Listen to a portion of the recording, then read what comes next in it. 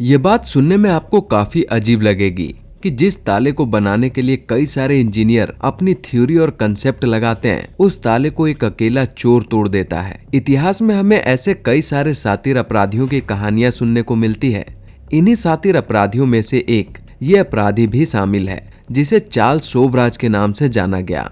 ऐसा नहीं है कि आपने चार्ल्स शोभराज का नाम पहली बार सुना हो, आपने भी कहीं न कहीं इस शख्स का नाम जरूर सुना होगा। चार्ल्स शोभराज के बारे में कहा जाता है कि यदि उसे बोलने का मौका दिया जाए तो वो किसी को भी बहला फुसला सकता था और इसलिए जेल में उसे बोलने नहीं दिया जाता था। उसके बारे में ये भी कहा जाता है कि कुछ लोग दुनिया में नाम कमाने के लिए काम करते हैं, लेकिन चार्ल्स शोभराज बदनामी कमाने के लिए लूटपाट किया करता था। क्योंकि उसे अपनी बदनामी से काफी ज्यादा प्यार था, इसलिए उसे भारत का ही नहीं बल्कि दुनिया का सबसे कुख्यात अपराधी माना जाता है।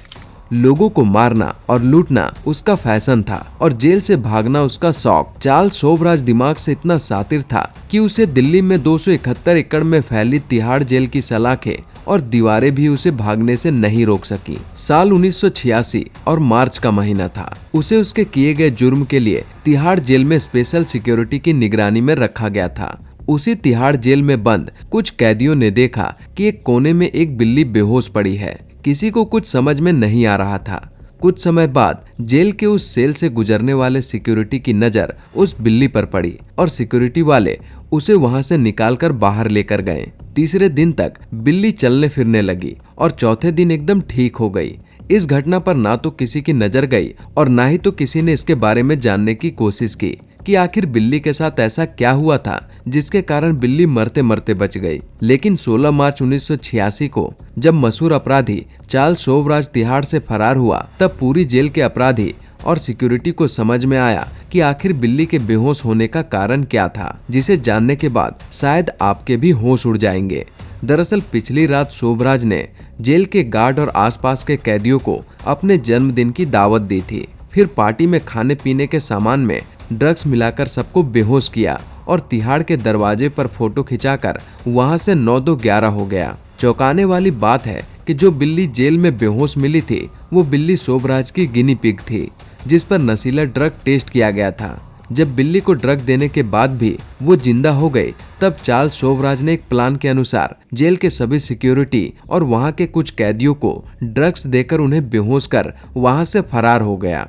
इस घटना को सुनने के बाद शायद आप भी चार्ल्स शोभराज के फैन हो गए होंगे। लेकिन 2 दर्जन से भी ज्यादा महिलाओं की हत्या और अनगिनत लूटपाट की घटनाओं को अंजाम देने वाला चार्ल्स शोभराज लोगों के लिए अपराधी कम और सेलिब्रिटी ज्यादा था। अजीब बात थी कि लोग दिन भर काम करके भी मुश्किल से पैसा कमा पाते हैं, लेकिन शोभराज जेल के अंदर रहकर भी लाखों रुपए कमाता था। चार्ल्स शोभराज भेष बदलने में माहिर था। वो कई दशकों तक एशिया का मोस्ट वांटेड क्रिमिनल बना रहा। मनोवैज्ञानिक ने उसे सीरियल किलर करार दिया। उससे मिलने वाले पत्रकारों ने उसे साइकोपैथ बताया। लेकिन चार्ल्स शोभराज अपने एक और नाम से पूरी दुनिया में काफी ज्यादा प्रसिद्ध हुआ और इसे बिकनी किलर का नाम दिया गया।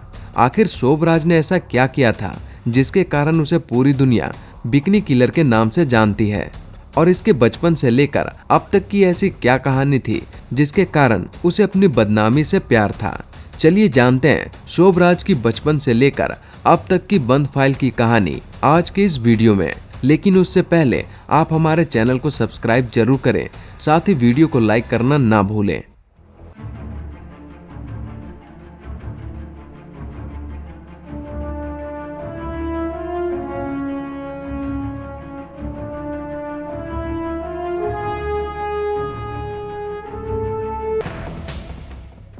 शोभराज पर 10 देशों में कम से कम 20 हत्याओं के आरोप लगे। उसने भारत से लेकर नेपाल, पाकिस्तान, अफगानिस्तान, ईरान, तुर्की, ग्रीस, हांगकांग, थाईलैंड और मलेशिया में दलाली, चोरी, तस्करी और किडनैपिंग जैसे अपराध किए। पश्चिम देशों के पर्यटक खासकर वहां की लड़कियों को निशाना बनाया, उन्हें लूटकर उनकी हत्या की, उनके पासपोर्ट से छेड़छाड़ करके अपनी कई पहचान बनाई। 78 साल की उम्र में उसकी आधी जिंदगी जेल की ही सलाखों के पीछे नजर आती है। और इतना खतरनाक सीरियल किलर, चोर, स्मगलर और किडनैपर होने के बावजूद भी तमाम लड़कियां और महिलाएं उसकी फैन हुआ करती थी। अजीबोगरीब इस इंसान की कहानी की शुरुआत उसके नाम से होती है।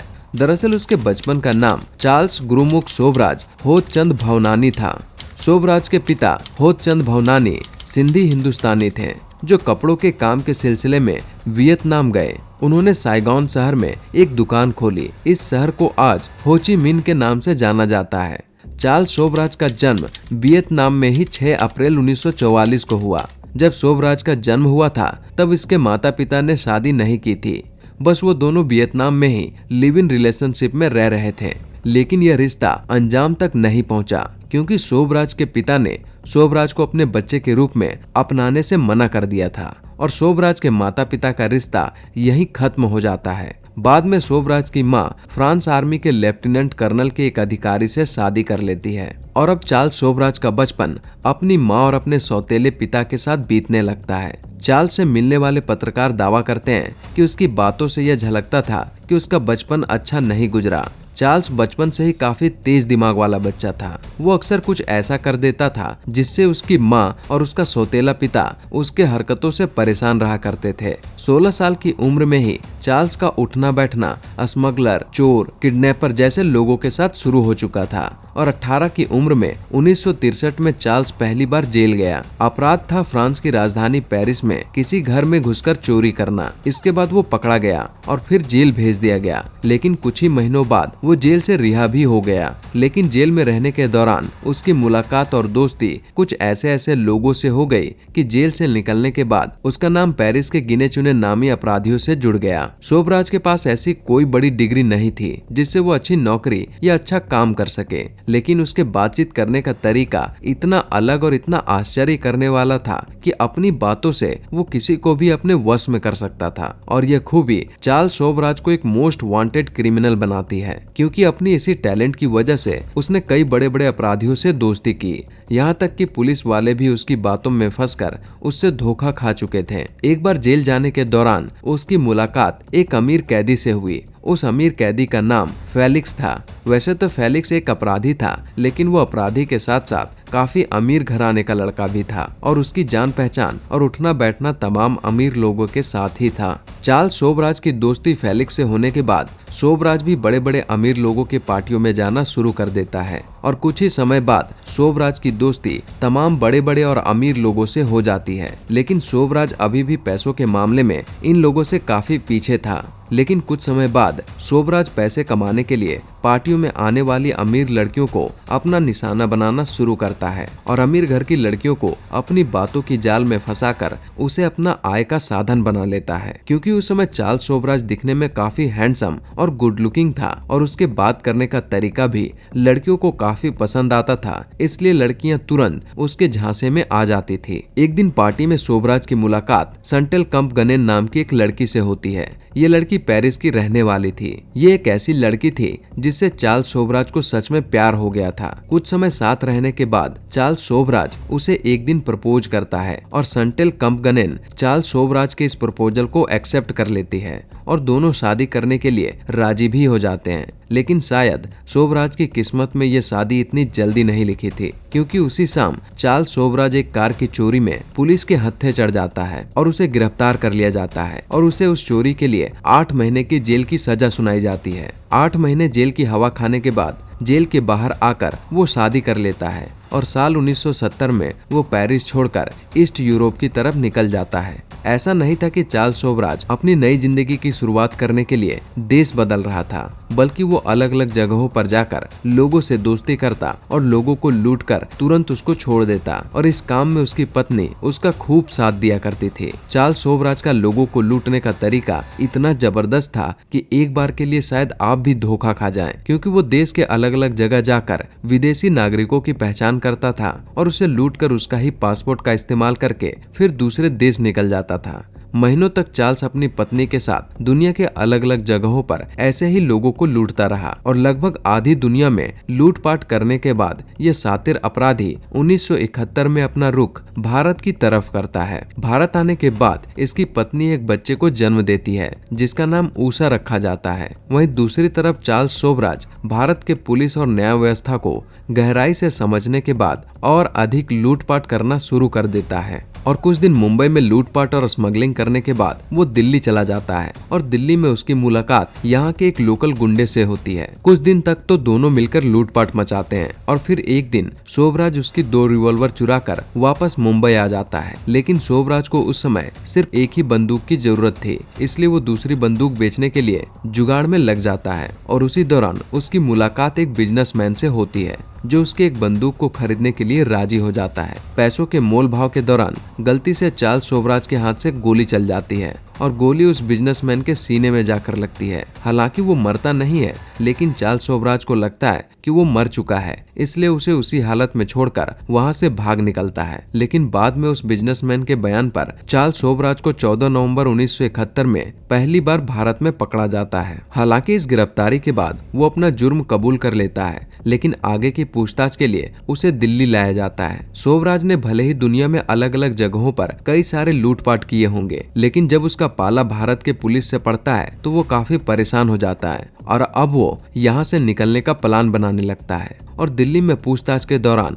वो अचानक एक दिन पेट दर्द की शिकायत करता है। वो दर्द से इतना करा रहा होता है कि पुलिस वाले तुरंत उसे पास के वेलिंगटन हॉस्पिटल में लेकर जाते हैं। इधर उसकी सुरक्षा के लिए कुछ हवलदार को भी तैनात किया जाता है। लेकिन एक दिन शोभराज उनसे कहता है कि आज डॉक्टर ने उसे नींद की दवाई नहीं दी है, इसलिए उसे नींद नहीं आ रही है। अगर वो कमरे का लाइट बंद कर दे तो शायद उसे अच्छी नींद आ सकती है। लेकिन हवलदार को ये थोड़ा सा भी अंदाजा नहीं था कि लाइट बंद करने के पीछे उसकी कोई साजिश है। बेचारे भोले भाले हवलदार लाइट बंद कर देते हैं और कुछ समय बाद जब एक सिक्योरिटी हॉस्पिटल के उस कमरे में आता है तब हॉस्पिटल का बेड खाली होता है और चार्ल्स शोभराज वहां से पुलिस को धोखा देकर रफू चक्कर हो जाता है। सिक्योरिटी तुरंत इस घटना की खबर अपने पुलिस टीम को भेज देती है और पुलिस टीम तुरंत चार्ल्स शोभराज को ढूंढने में लग जाते हैं और कुछ ही देर बाद पुलिस की टीम चार्ल्स शोभराज को दिल्ली रेलवे स्टेशन से पकड़ लेती है। लेकिन कुछ समय बाद ही उसे बेल पर रिहा कर दिया जाता है। इस गिरफ्तारी से शोभराज समझ चुका था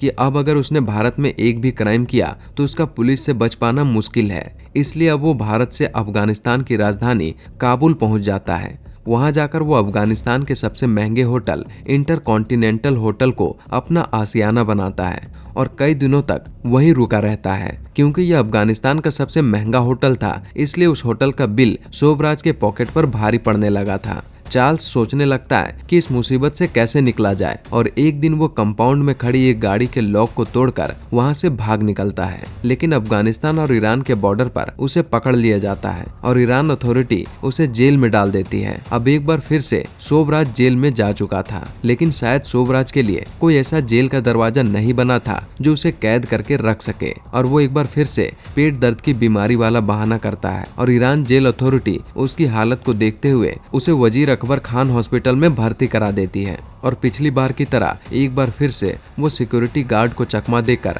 भाग निकलता है। ईरान सिक्योरिटी को धोखा देकर ईरान से भागने के बाद वो पाकिस्तान के रावलपिंडी शहर पहुंच जाता है। रावलपिंडी पहुंचने के बाद वो एक टैक्सी ड्राइवर की हत्या करके फर्जी पासपोर्ट की मदद से फिर से अफगानिस्तान भाग जाता है। दरअसल पुलिस रिकॉर्ड के अनुसार टैक्सी ड्राइवर की हत्या चार्ल्स शोभराज के द्वारा की गई पहली हत्या थी। अब तक शोभराज छोटी मोटी चोरियां और लूटपाट करते करते थक चुका था, इसलिए अब वो हथियारों की स्मगलिंग करना शुरू करता है और वो अफगानिस्तान में रहते ही भारत में हथियारों की स्मगलिंग शुरू कर देता है। स्मगलिंग के साथ साथ वो कभी कभार भारत में भी आकर विदेशी पर्यटकों के साथ लूटपाट और गाड़ी की चोरी किया करता था। ये सब करके चार्ल्स शोभराज ढेर सारे पैसे कमाता है और इन पैसों को वो दूसरे देशों के बिजनेस में इन्वेस्ट करके और अधिक पैसा कमाता है। 1973 में वो दिल्ली के मशहूर होटल अशोका होटल में रुकता है। होटल में रुकने के दौरान उसकी मुलाकात एक डांसर से होती है। हालांकि कुछ ही दिनों के मुलाकात में वो काफी करीब आ जाते हैं और डांसर को अपनी बातों में फंसाने के लिए चार्ल्स शोभराज उससे शादी करने का वादा करता है। डांसर भी उसके बातों के जाल में फंस जाती है और उसके गलत कामों में साथ देने लगती है। शोभराज उस डांसर के साथ कुछ छोटी मोटी चोरियां करने के बाद एक बड़ी चोरी का प्लान बनाता है, जिसमें वो अशोक होटल के कंपाउंड में स्थित ज्वेलरी शॉप में चोरी करने का फुल प्रूफ प्लान बनाता है और अपने प्लान के अनुसार इस बार वो नेपाल का राजकुमार बनकर उस ज्वेलरी की शॉप में जाता है।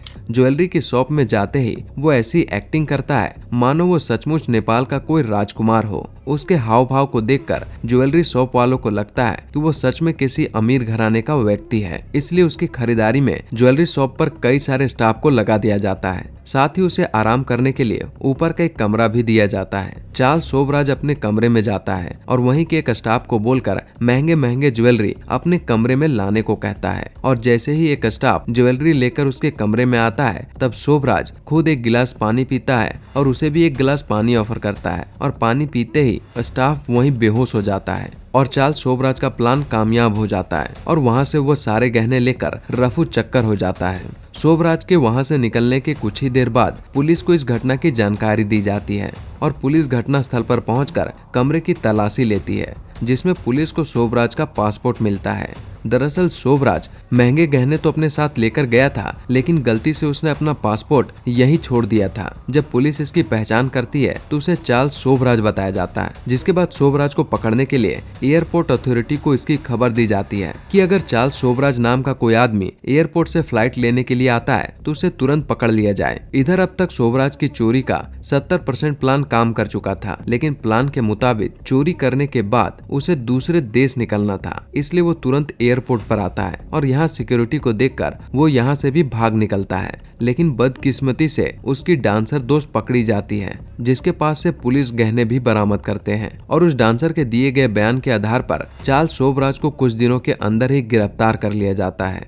गिरफ्तारी के बाद शोभराज के पास से अफगानिस्तान से स्मगलिंग किए गए बंदूक और गोलियां भी बरामद करती है। उस पर चोरी, लूटपाट, धोखाधड़ी और स्मगलिंग के कई सारे धाराएं लगाकर उसे जेल भेज देती है, लेकिन एक बार फिर से उसे बेल पर छोड़ दिया जाता है और छूटते ही वो तुरंत काबुल की राजधानी तेहरान पहुंच जाता है। चार्ल्स शोभराज ईरान जाकर बड़े विरोधी दल के नेताओं के लिए हथियार स्मगलिंग करने लगता है। ईरान में हथियार स्मगलिंग का धंधा करके शोभराज खूब पैसे कमाता है, लेकिन समय के आगे शोभराज की किस्मत उसे धोखा दे देती है और हथियार स्मगलिंग करने के मामले में ईरान की सीक्रेट एजेंसी उसे रंगे हाथ पकड़ लेते हैं। लेकिन शोभराज कोई मामूली स्मगलर नहीं था, वो एक चालाक और तेज दिमाग वाला चोर भी था, जो अपनी बातों में किसी को भी फंसा सकता था। और उसने अपने बातों का जादू उस सीक्रेट एजेंसी पर भी दिखा डाला और वहाँ की सीक्रेट पुलिस एजेंसी से एक डील करता है। डील के अनुसार वो सीक्रेट पुलिस एजेंसी से अपनी रिहाई मांगता है और बदले में सत्ता विरोधी दल के नेताओं का पता बताने को तैयार हो जाता है। और 2 विरोधी दल नेताओं का पता बताने के बाद सीक्रेट पुलिस एजेंसी उस पर से सारे चार्ज हटाकर उसे तुर्की भेज देती है। अब आपको चार्ल्स शोभराज की कहानी सुनकर ऐसा लग रहा होगा कि आप किसी जीते जागते इंसान की जिंदगी की कहानी नहीं बल्कि किसी फिल्म की स्क्रिप्ट सुन रहे हो।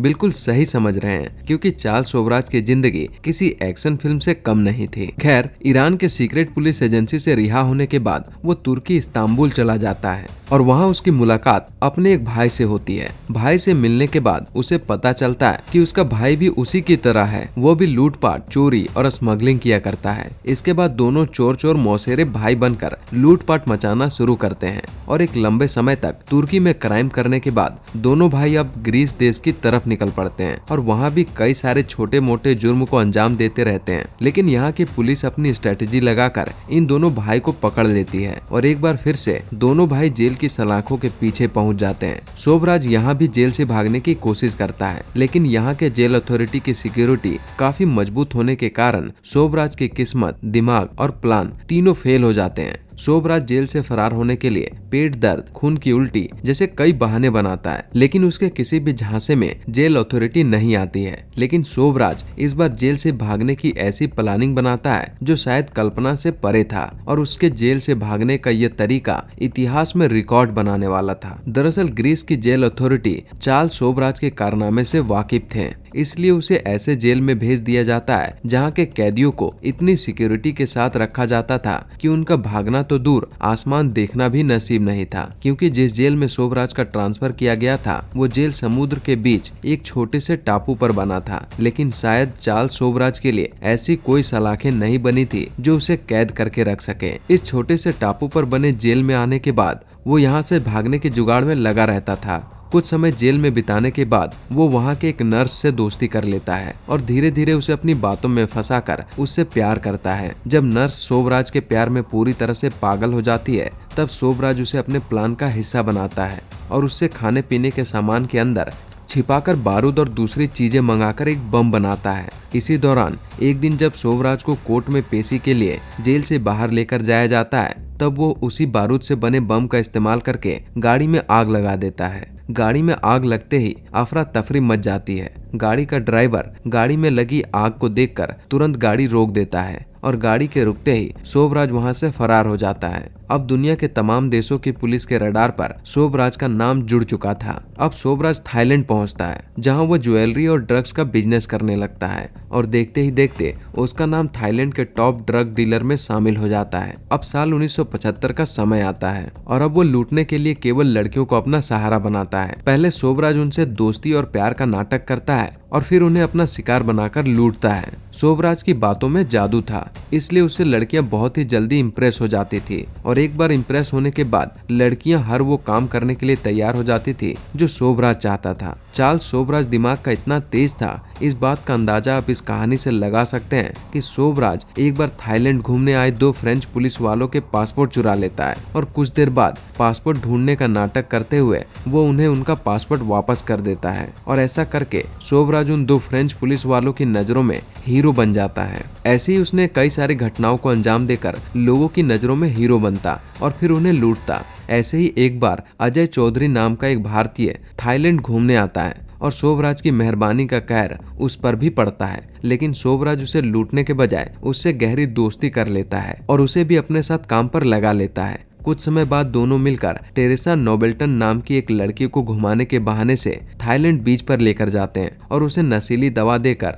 मार डालते हैं। जब पुलिस को उसकी डेड बॉडी मिलती है तो उसके शरीर पर सिर्फ बिकनी होता है, पर 1975 आते आते वो सिलसिला शुरू हो चुका था। इसके बाद एक के बाद एक उसने ऐसे ही कई सारी घटनाओं को अंजाम दिया और मर्डर करने के बाद उनके सारे कपड़े उतार कर सिर्फ उनके शरीर पर बिकनी छोड़ दिया जाता था और इसके बाद लगातार कई पर्यटक एक के बाद एक चार्ल्स का शिकार बनते गए। चार्ल्स उन्हें अपनी मीठी बातों से लुभाता, उन्हें ड्रग्स मुहैया कराता, कई मौकों पर उनकी ड्रिंक्स में ड्रग्स मिलाकर उन्हें लाचार करता और फिर वही सिलसिला ड्रग्स, हत्या, लूट। कुछ को डुबोकर मारा गया, कुछ का गला घोटा गया, कुछ को चाकू से मारा गया, कुछ के शरीर तभी जला दिए गए जब वे जिंदा थे। जब बिकनी पहने कई लड़कियों की लाशें मिली, हत्याओं में कनेक्शन दिखने लगे, उन कनेक्शन के तार चार्ल्स तक पहुंचने लगे तो वो भारत आ गया। अपनी आदतों और भरोसा जीतकर मार डालने के अपने हुनर के कारण चार्ल्स शोभराज को मीडिया वाले बिकनी किलर का नाम दे देते हैं। बातें बनाकर काम निकालने का हुनर तो ऐसा था कि एक बार जब उसे नेपाल में अरेस्ट किया गया तो चार्ल्स ने पुलिस को बताया कि वो तो नीदरलैंड्स का रहने वाला एक टीचर है, जबकि कुछ वक्त पहले ही उसने थाईलैंड में नीदरलैंड के एक टीचर की हत्या करके उसका पासपोर्ट अपने नाम से बनाकर वो कई देशों में घूम रहा था। मई 1982 में भारत की एक कोर्ट में चार्ल्स को 1976 में बनारस में इजरायली पर्यटक एलन जैकब की हत्या का दोषी करार दिया गया। उम्र कैद की सजा भी सुनाई गई, जिसके बाद शोभराज को 1988 तक जेल में रहना था। लेकिन इस दौरान थाईलैंड में उसके द्वारा किए गए कई अपराधों के लिए थाईलैंड सरकार उसके प्रत्यर्पण की मांग करने लगी। इसलिए मजबूर होकर 1985 में भारत सरकार भी थाईलैंड की गुजारिश पर चार्ल्स के प्रत्यर्पण के लिए राजी हो गई। लेकिन चार्ल्स को यह बात अच्छी तरीके से पता थी कि अगर वो एक बार थाईलैंड पुलिस के हत्थे चढ़ा तो उसके अपराधों के लिए उसे मौत की सजा भी हो सकती है और वो फिर से तिहाड़ जेल से भागने के लिए एक प्लान बनाता है, जिसमें वो इस बार एक बिल्ली का सहारा लेता है और उस पर ड्रग टेस्टिंग करने के बाद वो पुलिस वालों को ड्रग देकर बेहोश करके वहां से तिहाड़ के गेट पर बकायदा फोटो खिंचाकर निकल जाता है।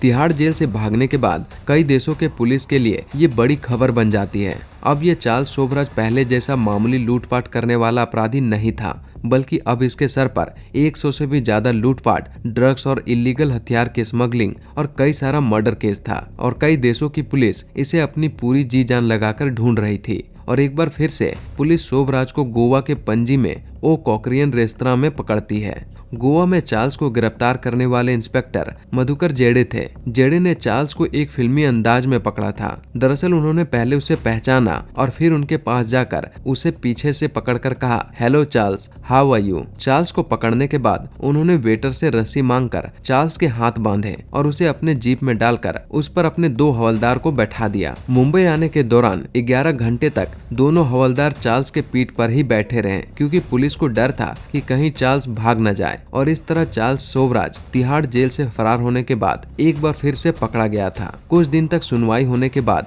अदालत ने उसकी सजा और 10 साल बढ़ा दी और उसे 1997 तक जेल में ही रहना पड़ा। कुछ मीडिया रिपोर्ट्स के अनुसार ये बताया जाता है कि चार्ल्स जानबूझकर तिहाड़ जेल से भागा था, क्योंकि अगर वो उस समय तिहाड़ जेल से नहीं भागता तो भारतीय सरकार उसे थाईलैंड सरकार को दे देती और थाईलैंड सरकार उसके किए गए हत्या के लिए उसे मौत की सजा सुनाती। इधर 1997 तक अपनी पूरी सजा काटने के बाद चार्ल्स को जेल से रिहा कर दिया जाता है। रिहा होने के बाद चार्ल्स फ्रांस चला जाता है। अपनी जिंदगी के 6 साल वहीं शांति से गुजारता है, लेकिन शायद चार्ल्स सोबराज को बदनाम होने की लत लग चुकी थी, इसलिए वो एक बार फिर से 2003 में नेपाल आता है और यहाँ के अमीर लोगों से मिलकर फिर से उसे अपने झांसे में फंसाता है और खुद को हैंडीक्राफ्ट और शाल बनाने का बिजनेस का कारोबारी बताता है। इसी बीच नेपाल सिक्योरिटी एजेंसी को इसके बारे में खबर मिलती है और नेपाल सिक्योरिटी एजेंसी इसे एक बार फिर से गिरफ्तार कर लेती है, क्योंकि सोबराज ने 28 साल पहले दिसंबर 1975 में नेपाल में अमेरिकी बैकपैकर कॉनवी जो ब्राउनजिक और कनाडाई बैकपैकर लॉरेंट कैरियर की हत्या कर यहाँ से फरार हो गया था।